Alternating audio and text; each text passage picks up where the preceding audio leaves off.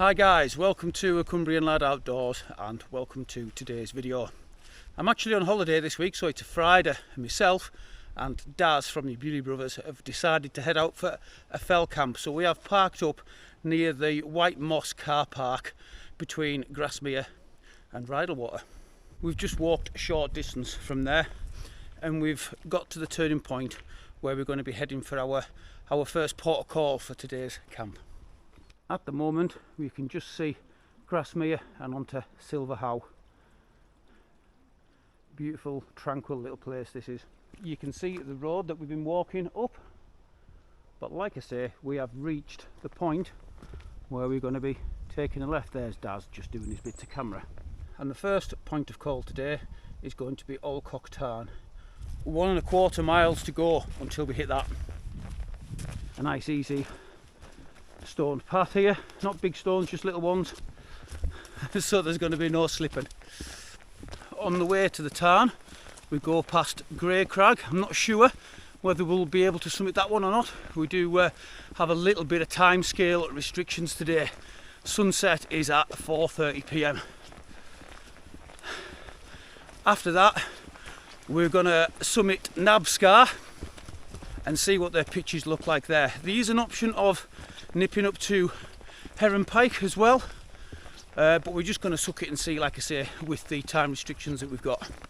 Coming up to our first gate, National Trust at Brackenfell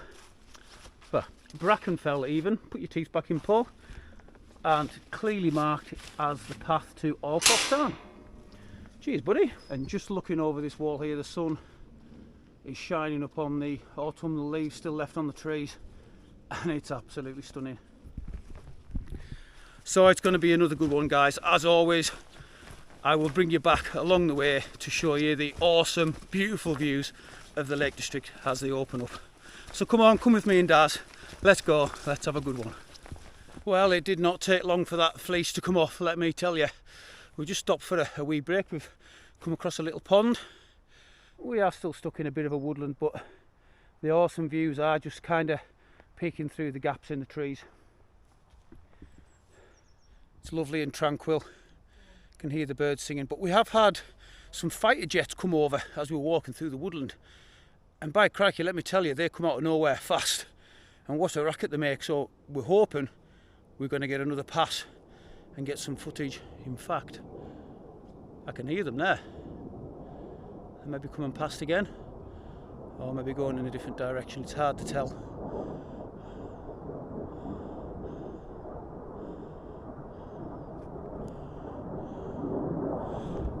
Just see them, that they're a lot higher than they were before, just banking through that gap in the clouds there.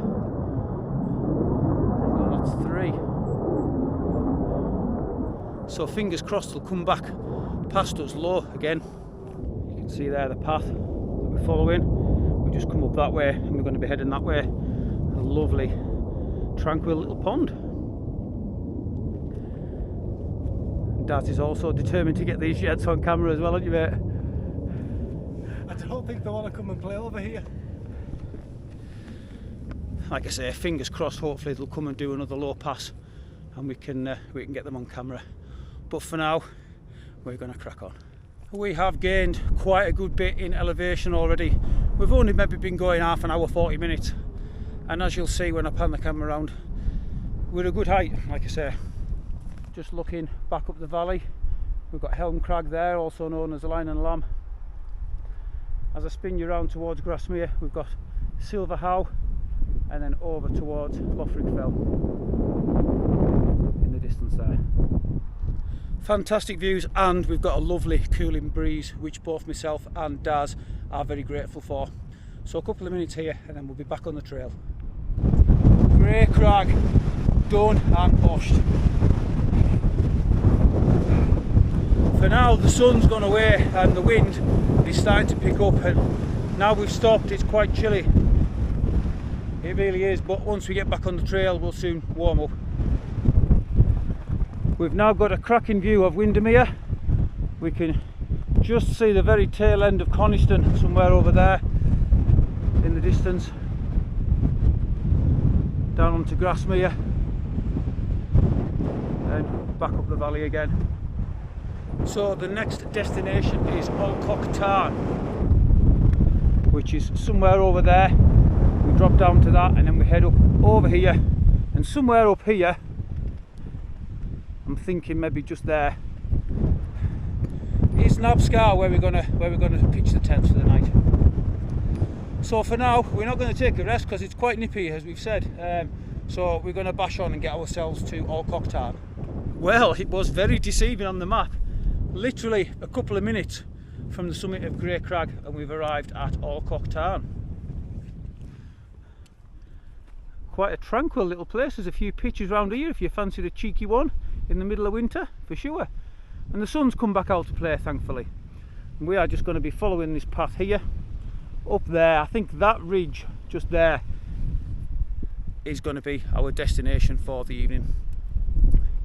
So it doesn't seem too far away at all, really.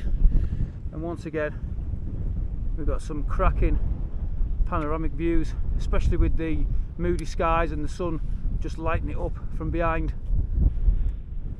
We can just and so see the water on Easdale Tarn as well. Yeah, cracking little walk so far. So we're going to get on our way up to the summit of Nab Scar so we can get those tents pitched up and have a beer o'clock. Well, we have finally arrived at our second Wainwright of the day, Nab Scar. We've got quite a big cairn, but we're going to scramble our way up it.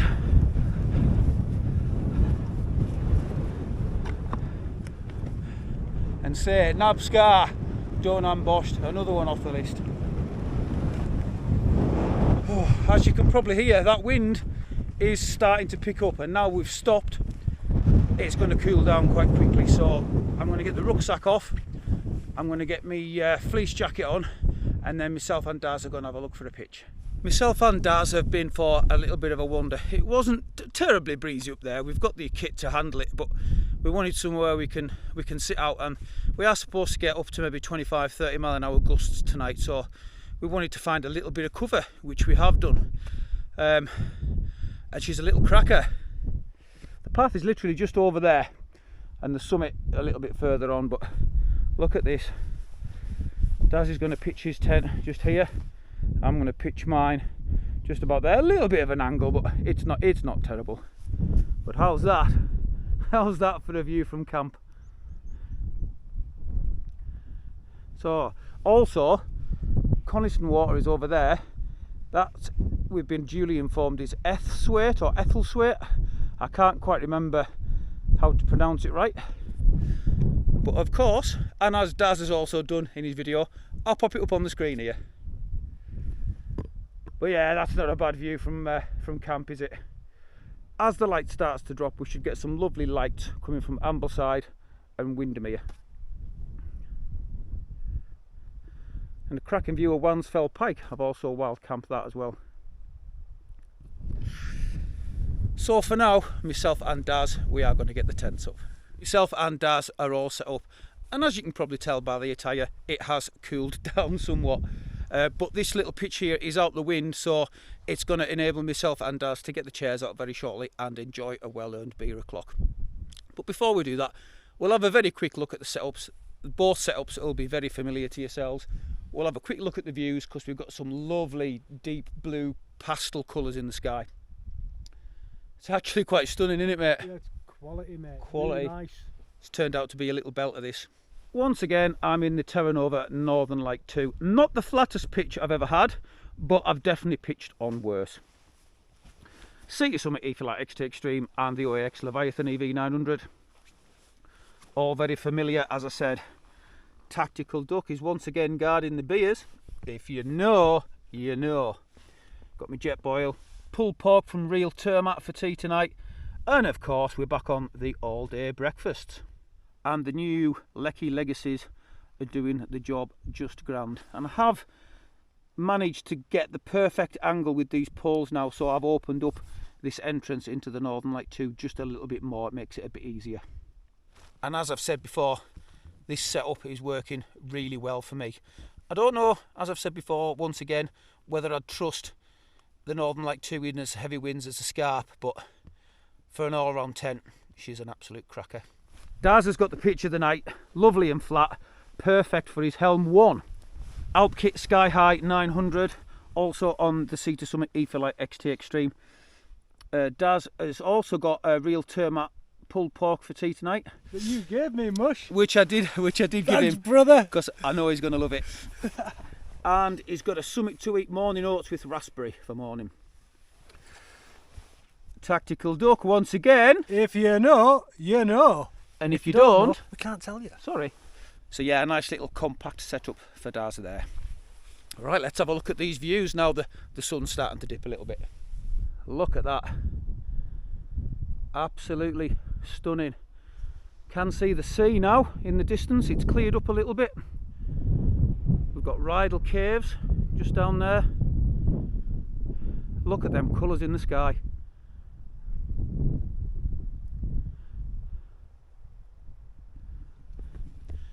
And I promise you, there's no filter on that.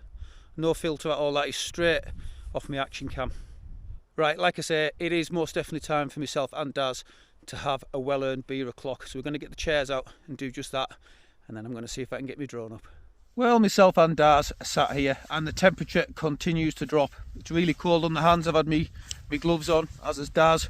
But I've had to take them off to offer me a can of beer and work the phone.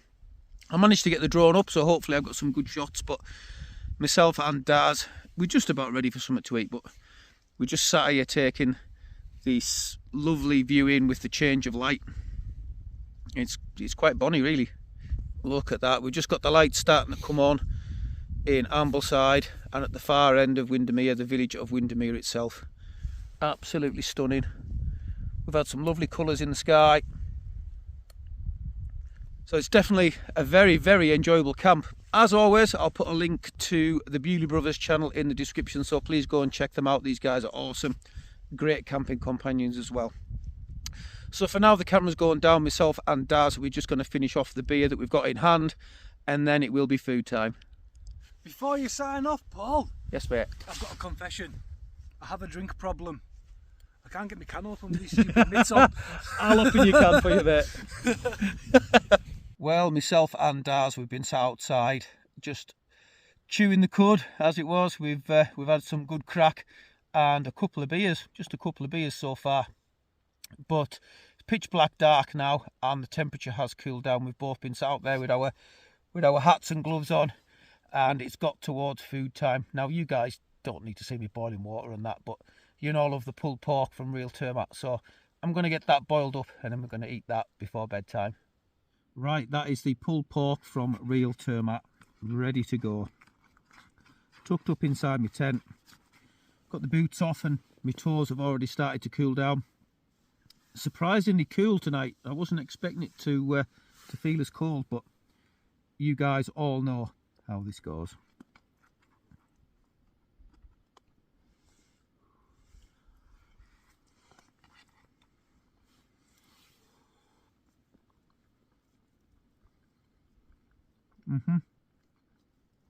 Nice and warm, and it tastes so good. Honestly, I'm not sponsored by Real Termat.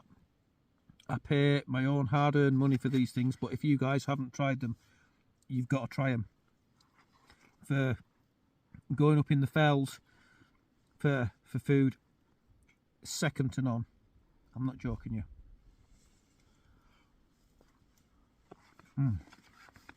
Right, you guys know the drill by now. I'm going to take myself away and finish this, and then me and Daz are going to have a bit more of a catch up, and then it'll be bedtime. So enjoy the drone footage and the photos that I've managed to get you, and we'll see you in the morning.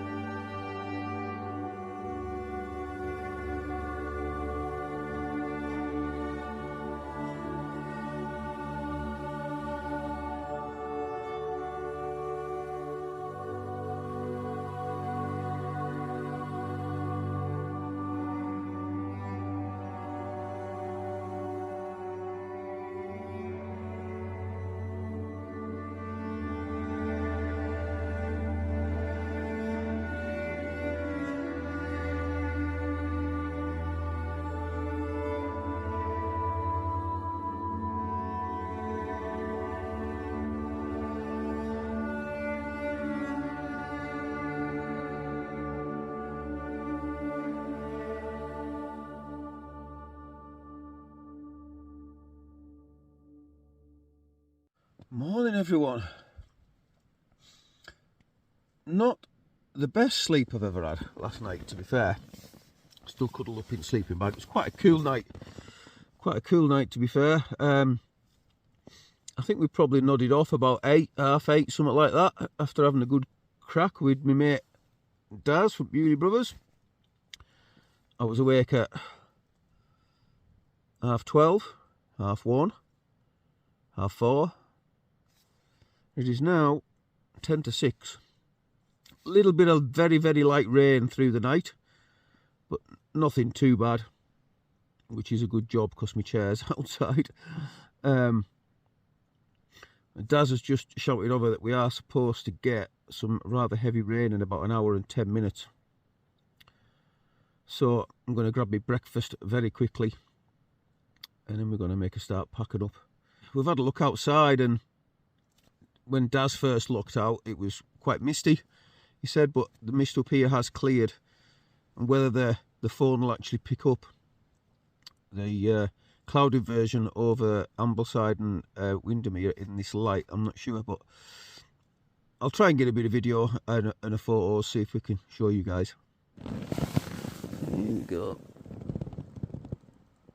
No, it's pitch dark. Yeah, my camera's not picking much video up from outside. Tried to take a couple of shots from outside the tent as a picture, and you can definitely make out it's a cloud inversion, but yeah, I'll maybe try again once the tent's down before we head back. But for now, it is most definitely time to get the food on and then get packed up for sure. Right guys, that's myself and Daz more or less packed up. Daz is just sorting out the very last bit of his tent, and then we are ready to go. The cloud has come in, so we did get a bit of a cloud inversion before, but it has since come up the hill. So basically all we can see is the Crag. There you go, that's looking down towards Ambleside and Windermere, and absolutely nothing. There's Daz just sorting out the last little bit of his tent. You can see his rucksack is ready to go, as is mine. I just need to zip up the top and put my poles and that on the side. Last little drink of water, and then I'm going to empty that out and put it in the rubbish bag, which is there ready to go. So as always, and as it should be, we will be leaving no trace. Thank you for clicking on the video. I hope you've enjoyed it as much as Daz and I have. So once again, until next time, stay safe, much love from a Cumbrian lad.